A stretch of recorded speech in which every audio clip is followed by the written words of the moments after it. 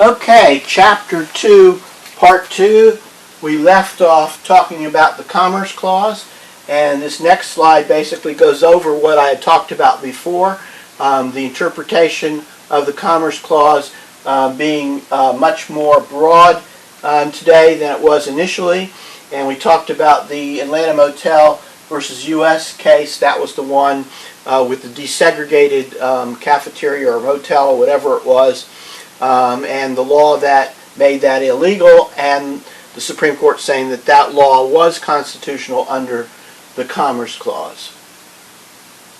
So the standard now, the more broad standard, is whether it substantially affects interstate commerce. Okay. So I'm not going to go through the rest of these slides on the Commerce Clause. I think I talked about those. And you can look at those in some of the examples that are given there. The one here with marijuana possession laws. Okay, and the dormant Commerce Clause.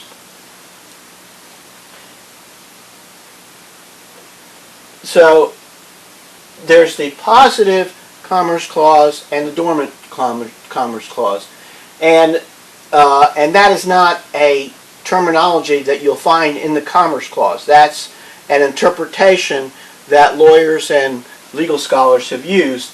And when we talk about the positive, that's where the government has exclusive legal authority to regulate commerce that substantially affects trade and commerce among the states. This implies that there's some negative aspect to the Commerce Clause, and that the states do not have the authority to regulate interstate commerce.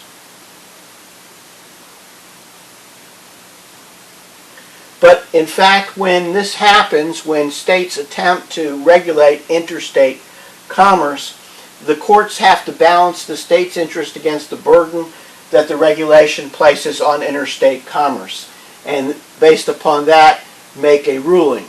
As a general rule, the state's free to do that if two conditions are met.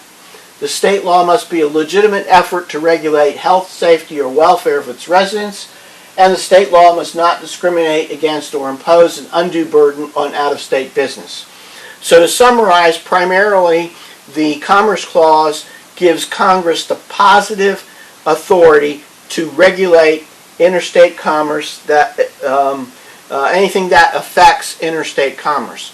However, there is a flip side to that, the Dormant Clause, which allows states to regulate interstate commerce without interfering with Congress's role, so long as the law that a state adopts meets these two provisions.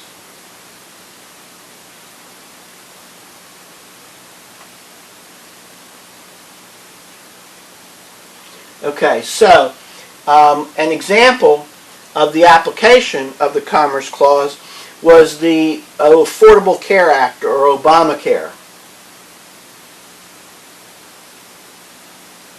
So it was an interesting case. I want to spend a couple minutes on it because I think it's fascinating. But when Obamacare was passed and people decided to challenge it in court as being unconstitutional, there were two arguments that were made as to why it was unconstitutional. Both of those arguments were basically saying that Congress didn't have the power to enact such a law. One argument was that it was not sufficiently based upon affecting interstate commerce. So it was a challenge under the interstate commerce law to say that Congress did not have the power to pass Obamacare under the Commerce Clause powers. The other was to say that it also did not have the power to pass Obamacare under the power given to Congress to tax. So most people, I'd say 98% of lawyers in the public who understood these issues really didn't pay much attention to the tax issue, but thought that the Supreme Court would rule on the Commerce Clause. Well, as you can see here, in a 5-4 majority of the Supreme Court ruled that Obamacare was not authorized, or Congress did not have the authority to make the Obamacare law based upon the Commerce Clause. So again, this may be a pulling back of the broad authority that Congress had under the Commerce Clause. However, as you know, Obamacare survived. And the reason it survived is because one of these 5 members, the Chief Justice, Justice Roberts, said that, well, they don't have the power to do it under the Commerce Clause, but they do under the taxing power, because Obamacare is basically a tax on people who don't have insurance, etc. So that's a really interesting case that came down in a way that I think very few people predicted. But it may tell us a number of things about the taxing powers of Congress and about the Commerce Clause powers. Okay.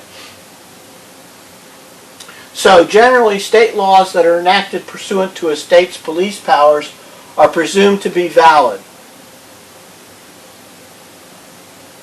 If it interferes with interstate commerce, then it will be struck down as violative of the Constitution, based upon the Supremacy Clause and preemption that we already talked about. We talked about the powers to tax.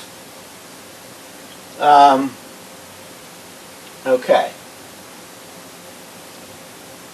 And the spending powers. All right, so that brings us up to another area that's very important. And because this may be time-consuming and stretch my broadband allowance, I'm going to stop here with part 2 of chapter 2 so that we can have enough space to do the next topic, hopefully all in one video. So for chapter 2, your magic word is federalism.